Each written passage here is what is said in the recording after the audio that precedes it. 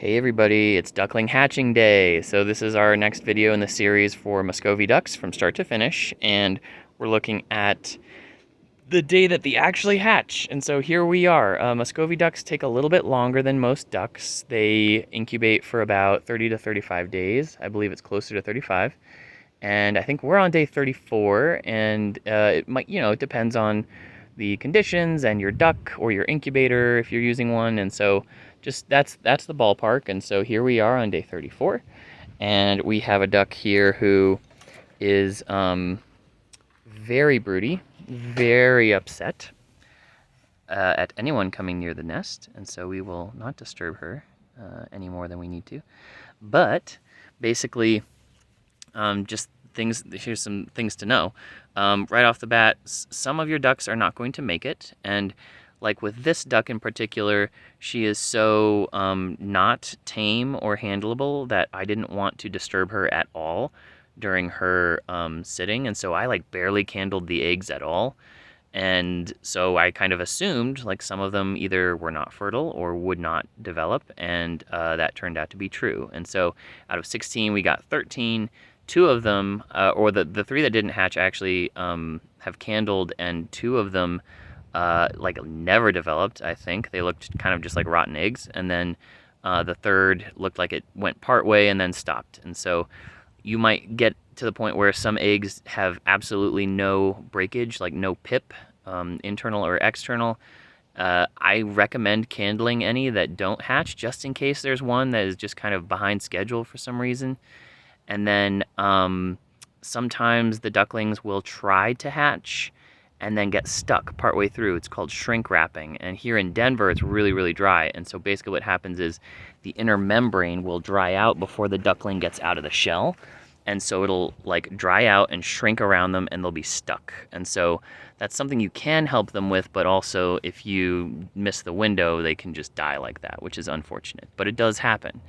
And then finally, you might have ducklings that get all the way out of the shell, but then they end up dead, either because they had some kind of neurological issue, or because the mom actually did something to kill them, which only happens every now and then. But like sometimes if there's another duck close enough, something I've seen which is really weird is like a stomping behavior. So if another grown duck comes like too close to the nest, the mom can sometimes like do this stomping thing back and forth, and so she can actually trample the babies to death, which is like sad. So as much as you can kind of sequester the whole hatching process when it's happening, like the better.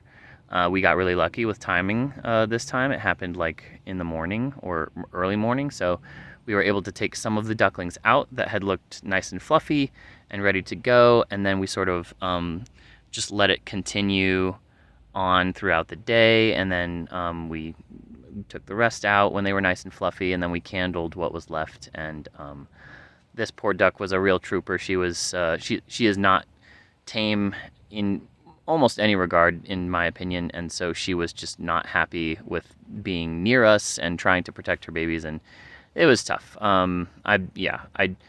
It is for the greater good. She cannot understand that in any way, shape, or form, so she was pretty upset. But yeah, we're excited to have reset our flock with this batch of ducklings, and they'll all be handleable, and hopefully we won't have a day that hard on mama or any of us again. That's the plan. So that yeah. So you're looking for all kinds of things that could be going wrong in the process. For the shrink wrap, what you would want to do is basically you can help the duck emerge very, very carefully. You want to keep everything as moist as possible.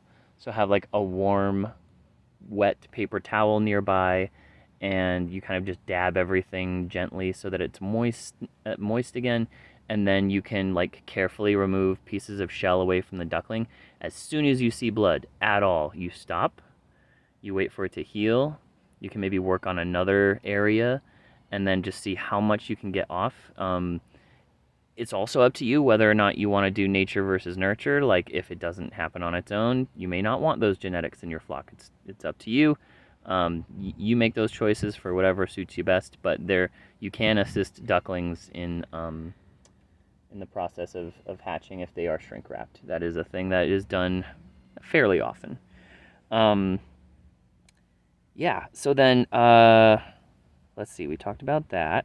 Letting the mom fluff them up is a nice idea because as you see them emerge from an egg, they'll be kind of like damp with their own fluids. And so the mom does a pretty good job of getting them nice and fluffy because sometimes like if you leave them in, if you take them out of the incubator right after they come out of the egg, they can kind of stay a little sticky and they don't fluff up as nicely.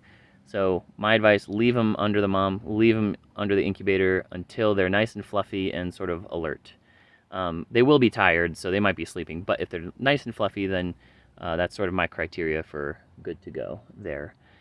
And then I think the last thing I wanted to say is I think it's a good idea to, if you're using a mama duck, to take ducklings as they are ready, even if you want to reunite them with the mom, because if it's a closed environment like this is designed to like keep the nest really well together.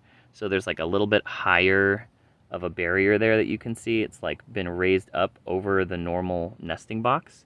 And that's just to keep everything together and in order so the mom doesn't like chuck anything out.